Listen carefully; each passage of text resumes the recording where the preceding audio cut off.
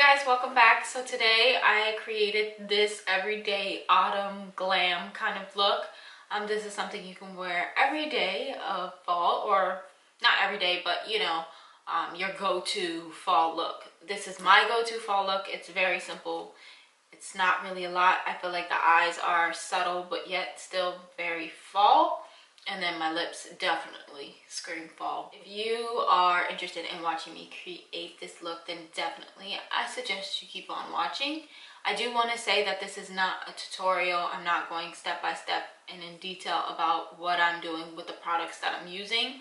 However, I do show you all the products I'm using, including the eyeshadow shades. I just don't explain the technique.